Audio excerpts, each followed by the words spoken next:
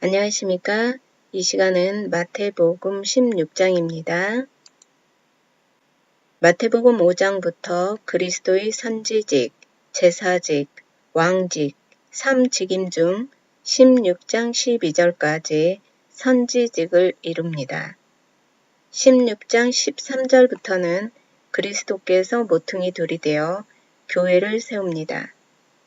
예수님은 천국 교회를 세우겠다고 하시는데 그러나 이스라엘 민족은 다윗같이 세상을 평정할 강력한 왕을 기다리고 있었음을 알 수 있습니다. 마태복음 16장 1절에 바리새인과 사두개인들이 와서 예수를 시험하여 하늘로서 오는 표적 보이기를 청하니 바리새인은 형식적 율법주의에 치우친 교육을 가르쳐 율법을 통해 몸소 실천한다는 자들로 예수 그리스도의 사역을 안 믿는 자들입니다. 그리스도를 기다리고 있으면서 육신의 옷을 입고 오신 그리스도를 안 믿는 자들로 나사렛 예수가 하늘에서 오신 구약의 언약한 메시아라는 것을 믿지 않았습니다. 다윗 같은 이 땅의 통치, 이 땅 전체를 평정할 메시아만 기다렸습니다. 구약의 큰 선지자 같은 선지자를 기다리는 자들이었습니다. 사두개인은 메시아는 기다리는데 그리스도의 신성을 안 믿고 천국에 없다. 그리스도를 의인으로서만 믿는 자들입니다. 맹자나 공자같이 인성이 훌륭한 성인으로서 인간에게 많은 도움을 준 것으로 믿는 자들입니다.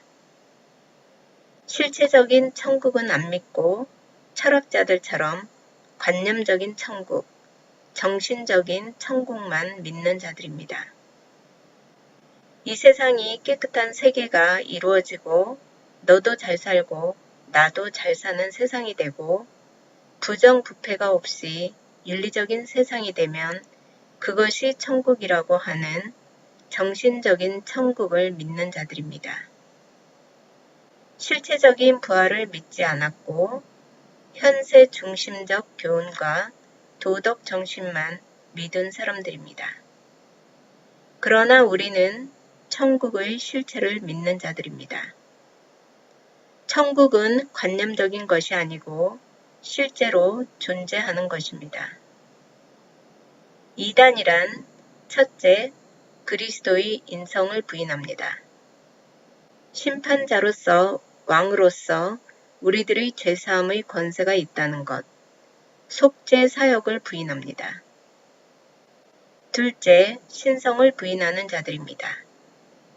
맹자나 공자처럼 성인의 한 사람으로 도덕군자였다고만 생각하고 예수님의 사랑과 긍휼과 가난한 자와 세리와 같은 친구가 된 점 등을 우리가 본받아야 한다고 합니다.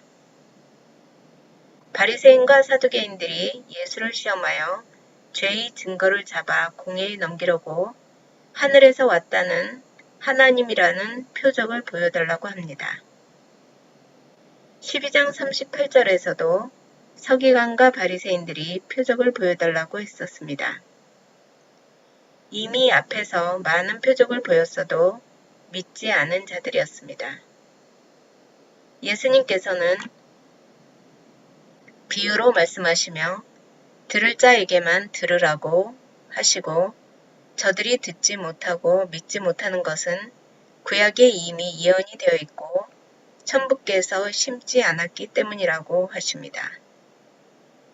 바리새인과 서기관들은 장로들의 유전으로 제자들을 정죄하려 했지만 예수님께서는 하나님을 두려워하는 자들이 하나님이 주신 율법을 지키지 않는 것을 정확하게 찝어서 말씀하시고 그들이 하나님을 헛되이 경배하고 있다고 말씀하셨습니다.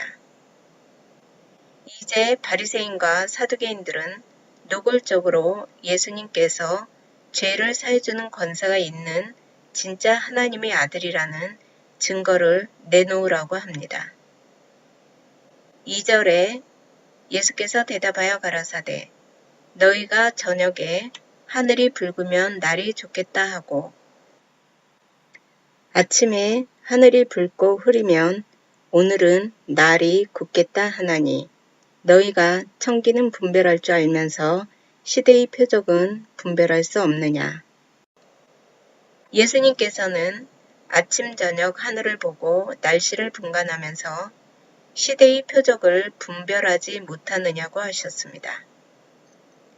시대란 구약에서 언약한 특정적인 때를 가리키는 것으로 메시아 출현의 때를 말합니다. 하늘을 보고 날씨는 분별하면서 구약부터 이어져 시간 속에서 점진적으로 되어지는 사건, 즉 하나님께서 구약에서 언약하신 것들이 시간 속에서 점점 이루어지는 것, 그리스도가 실제로 오신 사건, 시간 속 시대의 표적을 분별 못하느냐고 하십니다. 4절에 악하고 음란한 세대가 표적을 구하나 요나의 표적 밖에는 보여줄 표적이 없느니라 하시고 저희를 떠나가시다. 악하고 음란한 세대는 아무리 표적을 보여줘도 주인이신 그리스도를 안 믿고 예수가 그리스도라고 믿지 않는 자들을 말합니다. 신랑이신 그리스도를 배반했으니 음란한 세대입니다. 이적으로만 보는 자들, 아브라함을 통하여 육신의 약속을 받은 자들입니다. 표적이란 나사렛 예수가 그리스도가 맞다고 증거로 보여주는 것입니다. 표적은 다 보여줬다. 이제 남은 표적은 요나의 표적밖에 없다. 6월절 십자가의 죽음과 부활을 통해서 예언된 대로 순차적으로 마지막 시대의 표적을 보여줄 것이다 라고 말씀하시고 더 이상 바리새인과 사두개인들을 상대 안 하고 그들을 떠났습니다. 5절에 제자들이 건너편으로 갈제 떡 가져가기를 잊었더니 15장에서 갈릴리 호숫가 산에 올라가서 칠병이어 표적 후에 여자와 아이 외에 4,000명을 먹이고 남은 7강줄이 남은 떡을 잊어버리고 안 가지고 건너편으로 간 것을 말합니다. 6절에 예수께서 이르시되 삼가 바리새인과 사두개인들의 누룩을 주의하라 하신대 제자들이 서로 의논하여 가로되 우리가 떡을 가져오지 아니하였도다 하거늘 예수께서 아시고 가라사대 믿음이 적은 자들아 어찌 떡이 없으므로 서로 의논하느냐 너희가 아직도 깨닫지 못하느냐 떡 5개로 5,000명을 먹이고 주운 것이 몇 바구니며 떡 7개로 4,000명을 먹이고 주운 것이 몇 광줄이 이던 것을 기억지 못하느냐 어찌 내 말한 것이 떡의 관함이 아닌 줄을 깨닫지 못하느냐 오직 바리새인과 사두개인들의 누룩을 주의하라 하시니 예수님께서 바리새인과 사두개인들의 누룩을 주의하라 하자 제자들은 칠병이어로 4,000명을 먹이고 남은 떡 7강주리를 안 가져온 그 떡 속에 바리새인과 사두개인들이 못쓸 누룩을 넣어 그 떡을 못 먹게 더럽힐 것을 조심하라 한 줄 알고 서로 안 가져온 떡에 대해 의논을 하였습니다. 그리스도는 하늘의 것을 가르치고 있는데 제자들은 땅의 것을 생각하고 있었습니다.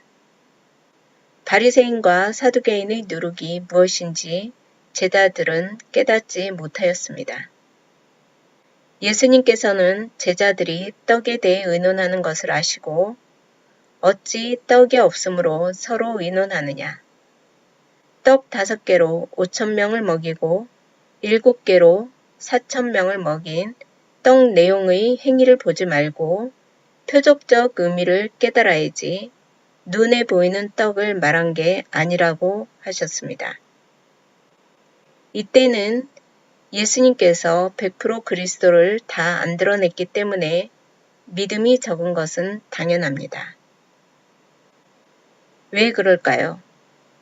아직 그리스도의 사역이 끝나지 않았기 때문입니다. 즉, 계시가 완성되지 않았기 때문에 믿음이 적은 것은 당연합니다. 오순절 성령이 와서 깨닫게 해줘야 그리스도께서 하신 말씀이 기억나게 하고 그리스도를 확증적으로 믿게 됩니다. 예수님께서도 더 이상 뭐라고 하시지 않고 조심해야 할 누룩은 바리새인과 사두개인들이 가르치고 있는 율법과 교훈임을 깨닫게 하셨습니다. 12절에 그제야 제자들이 떡의 누룩이 아니요 바리새인과 사두개인들의 교훈을 삼가라고 말씀하신 줄을 깨달으니라. 바리새인과 사두개인들의 누룩이란 율법의 의를 강조하고 지키라 행위를 중요시하는 것을 말합니다. 바리새인들의 누룩, 외식적 가르침을 따라가지 말고 예수님의 가르침을 따라야 함을 말씀하시는 것입니다. 바리새인들의 가르침에는 그리스도의 본성, 본질을 모르기 때문에 그리스도가 드러나지 않고 전부 누룩이 들어간 것입니다. 말씀 속에서 구약이 전부 그리스도로 드러나면 누룩이 들어가지 않은 누룩 없는 순수한 말씀이 되는 것입니다. 그래서 6월절에는 일주일 동안 누룩 없는 빵을 먹으며 여호와를 기억하게 하셨습니다. 13절에 예수께서 가이사라 빌립보 지방에 이르러 제자들에게 물어 가라사대 사람들이 인자를 누구라 하느냐 가로되 더러는 세례 요한 더러는 엘리야 어떤 이는 예레미야나 선지자 중의 하나라 하나이다. 가라사대 너희는 나를 누구라 하느냐 시몬 베드로가 대답하여 가로되 주는 그리스도시요 살아계신 하나님의 아들이시니이다. 가이사라 빌립보는 갈릴리 바다 북쪽 40km 지점 헬몬산 기슭 해발 340m에 위치한 성읍입니다. 예루살렘 서북쪽에도 가이사라라는 도시가 있는데 이곳과는 다른 곳으로 이곳을 가이사라라 이름 붙인 사람은 분봉왕 헤롯 빌립이며 로마 황제 디베로 가이사를 기념하는 의미에서 가이사라라 불렀다고 합니다. 예수님께서 가이사라 빌립보 지방에 이르러 제자들에게 사람들이 인자를 누구라 하느냐고 묻습니다. 제자들은 사람들이 세례 요한이나 엘리야, 예레미야라고 알고 있고 그런 선지자 중 한 분이라고 부르고 있다고 대답했습니다. 그러자 예수님께서는 다시 제자들에게 너희는 나를 누구라 생각하느냐고 묻습니다. 그때 베드로가 엄청난 대답을 합니다. 주는 그리스도시요 살아계신 하나님의 아들이니이다 라고 하였습니다. 인자란 하나님이 육신의 옷을 입고 오셨다. 하나님이 육신의 옷을 입고 와서 우리의 죄를 지고 최종 심판까지 함께 하시는 분이라고 강조하는 것입니다. 베드로가 고백한 주는 당신은 나의 주인입니다. 나는 종입니다.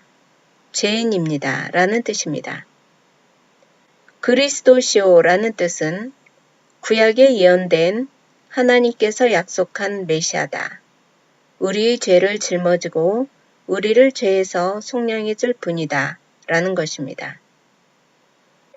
살아계신 하나님의 아들이라는 것은 당시 유대인들이 믿고 있던 하나님, 전능하신 하나님의 아들이다. 구약부터 믿어온 하나님의 아들로 왔다는 것을 믿은 것입니다. 베드로는 예수가 메시아, 그리스도라는 것을 입으로 시인한 것입니다. 그러므로 당연히 십자가에서 죽어도 부활하신다. 불가능한 것이 없다는 것을 믿은 것입니다.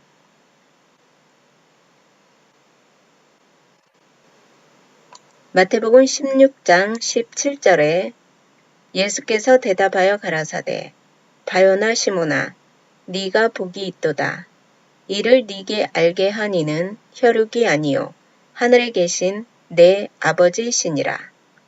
또 내가 네게 이르노니 너는 베드로라. 내가 이 반석 위에 내 교회를 세우리니 음부의 권세가 이기지 못하리라. 바요나 시몬 베드로가 예수가 메시아라고 시인한 것은 타락한 인간의 본성으로 알고 한 것이 아닙니다. 하늘에 계신 하나님 아버지께서 알게 하신 거라고 말씀하셨습니다. 예수가 메시아라고 하나님의 아들이라고 고백한 너의 신앙 고백은 너 스스로 네 지혜나 생각으로 나온 게 아니고 하나님이 알게 한 것이다 라고 하시고 이 반석 위에 내 교회를 세우겠다라고 하셨습니다. 이 반석이란 베드로가 고백한 나사렛 예수, 당신은 주인이시고 그리스도이시고 살아계신 하나님의 아들입니다. 당신은 죽으시고 부활하셔서 하늘나라에 가셔서 하나님 우편에 계실 분이다 라는 말씀입니다. 구약에 예언한 대로 말씀이 이루어졌다는 것입니다. 예수님께서 말씀하신 내 교회라는 것은 영원전 천국에서 세운 교회를 말합니다. 세상에서 하나님이 택하신 선별된 무리입니다. 이 반석 위에 내 교회를 세우겠다. 영원전 천국에 있던 내 교회를 이 땅에 그리스도가 세우겠다는 것입니다. 그리스도가 교회의 머리요 모퉁이 돌이 되었습니다. 음부의 권세가 이기지 못한다는 것은 반석 위에 내 교회, 그리스도의 교회로 세워지면 죽은 자들이 가는 불못으로 절대 가지 않는다는 것입니다. 19절에 내가 천국 열쇠를 네게 주리니 네가 땅에서 무엇이든지 매면 하늘에서도 매일 것이요 네가 땅에서 무엇이든지 풀면 하늘에서도 풀리리라 하시고 베드로가 한 신앙 고백 그 반석 위에만 내 교회를 세우도록 천국 열쇠를 주겠다. 베드로의 신앙 고백 위에서만 천국에 들어올 수 있다. 천국에 들어오고 못 들어오고의 천국의 키는 예수가 그리스도라는 믿음 뿐이다. 얻을 자는 얻고 취할 자는 취할 수 있는 천국의 열쇠를 놓고 간다. 네게 주리니라고 한 것은 베드로 인간 개인한테 천국의 키를 준다는 것이 아니고 베드로의 신앙 고백 위, 그 반석 위에 교회를 세우고 그 교회의 천국 열쇠를 주기로 한 것입니다. 그러므로 베드로 개인, 인간이 천국에 오고 못 오고를 결정할 수 있는 키를 주었다는 뜻이 아닙니다. 베드로 개인이 죽어 묻혀있는 무덤 위에 교회를 세운다는 뜻이 아닙니다. 우리의 소망은 성령이 오시고 그리스도의 재림을 구하는 것이기 때문에 성령께서 믿음을 주고 그대로 이루어집니다. 이 땅에서 먼저 깨달은 자들이 자꾸 복음을 지체들에게 전하는 것이 이 땅에서 매고 푸는 것입니다. 베드로의 신앙 고백, 반석 그대로 이 땅에서 매면 맨 대로, 풀면 푼 대로 저 땅에서도 그대로 이루어진다고 하셨습니다. 베드로의 신앙 고백대로 이 땅에서 매면 하늘에서도 매이고 신앙 고백대로 이 땅에서 풀면 하늘에서도 풀린다. 분명히 하늘나라에서 약속이 이루어진다는 것입니다. 반석 위에서만 매고 푼다는 이 땅의 행위가 하늘에서 인정된다는 것입니다.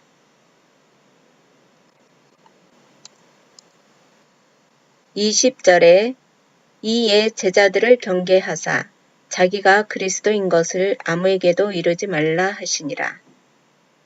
베드로가 예수가 하나님의 아들이라는 것을 고백하자 같이 들었던 제자들에게 아직은 다른 사람들에게 본인이 그리스도인 것을 알게 하지 말라고 경계하셨습니다. 아직 불택자들에게 알릴 때가 되지 않았기 때문입니다. 6월절까지는 아직 때가 되지 않았기 때문입니다.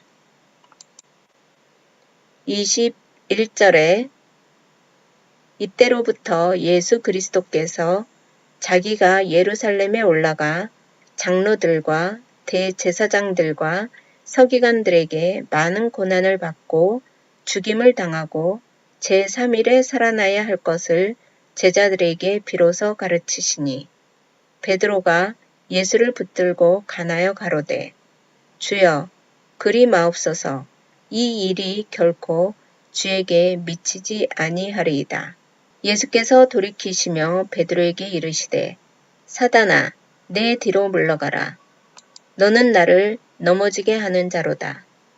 네가 하나님의 일을 생각지 아니하고 도리어 사람의 일을 생각하는도다 하시고 제자들에게 인자가 누구인지를 묻고 베드로에게 신앙 고백을 들은 이후에 비로소 예수님께서는 이제 잠시 후면 장로들과 대제사장, 서기관들에게 고난받고 죽임을 당한 후에 3일 후에 부활할 것을 밝히셨습니다. 주는 하나님의 아들인데 일개 인간들에게 고난받고 죽임을 당한다니 베드로는 도저히 믿을 수 없었습니다. 그래서 베드로는 예수를 붙들고 주께 그런 일은 절대 일어나지 않을 것이라고 강하게 부정하였습니다. 그러자 예수님께서는 베드로에게 사단아, 내 뒤로 물러가라. 너는 나를 넘어지게 하는 자로다. 네가 하나님의 일은 생각지 아니하고 사람의 일을 생각한다 라고 호통을 치셨습니다. 표면적으로는 베드로에게 사단아 물러가라 라고 하셨지만 방금 전 신앙 고백을 한 반석 같은 베드로의 믿음을 빼앗아간 육에 속한 마귀에게 속하여 마귀의 종로로 타게 된 겉사람에게 한 것입니다. 하나님의 일이란 그리스도가 죽고 부활하는 것이 하나님의 뜻이고 하나님의 일입니다. 사람의 일이란 육신을 위하는 일, 당장 고난당할 그리스도, 육신의 귀를 즐겁게 하는 말을 하는 것을 말합니다. 아무리 인간의 귀를 즐겁게 하는 빈말이라도 성경 말씀에 합당하지 않으면 모두 사단의 말입니다. 인간의 정으로 한 베드로의 말은 그리스도를 넘어지게 하는 사단의 말이라고 하였습니다. 24절에 이에 예수께서 제자들에게 이르시되 아무든지 나를 따라오려거든 자기를 부인하고 자기 십자가를 지고 나를 쫓을 것이니라. 자기를 부인하고 자기 십자가를 지고 따르라는 것은 육신의 소욕은 죽이고 거듭난 속사람만 쫓아오라는 것입니다. 말씀을 배워 깨달아야 하나님의 뜻을 분별하여 하나님의 뜻인지 아닌지, 육신의 소욕인지 성령의 소욕인지 분별할 수 있습니다. 성령의 소욕대로 부활이 있다고 믿는 자들은 자기 십자가를 지는 것이고 육신의 소욕은 죽이는 것입니다. 25절에 누구든지 제 목숨을 구원코자 하면 잃을 것이요 누구든지 나를 위하여 제 목숨을 잃으면 찾으리라. 제 목숨을 구원코자 하는 것은 이 땅에서의 육신의 생명만 있다고 산다고 하는 사람들에게는 육신의 생명을 구하였으므로 육신의 생명만 있지 영생은 생각하지 않는 사람으로 천국은 없습니다. 영생은 잃는 것입니다. 목숨을 잃는다는 것은 육신의 소욕, 겉사람은 죽이고 속사람만 있으면 생명이 있다, 영생이 있다는 것입니다. 그리스도를 위하여 사는 것은 죽어도 산다는 것입니다. 부활을 믿는 것이고 성령의 소욕입니다. 성령의 소욕이란 언약된 말씀을 기억하는 것입니다. 우리가 행동으로 할 수 있는 것은 없습니다. 26절에 사람이 만일 온 천하를 얻고도 제 목숨을 잃으면 무엇이 유익하리요? 사람이 무엇을 주고 제 목숨을 바꾸겠느냐? 이 세상에서 자기 목숨과 바꿀 수 있는 것은 아무것도 없습니다. 예수 안 믿는 자들은 자기 목숨이 천하보다 귀하다는 것을 안 믿고 모르고 있는 것입니다. 영사로 갈 자들이기 때문에 생명이 없는 자들입니다. 27절에 인자가 아버지의 영광으로 그 천사들과 함께 오리니 그때에 각 사람의 행한 대로 갚으리라.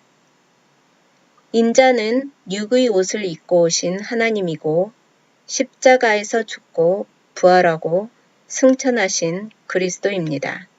아버지의 영광으로 천사들과 함께 오겠다는 것은 하나님 아버지가 갖고 있는 모든 권한을 그대로 다 갖고 온다는 것입니다.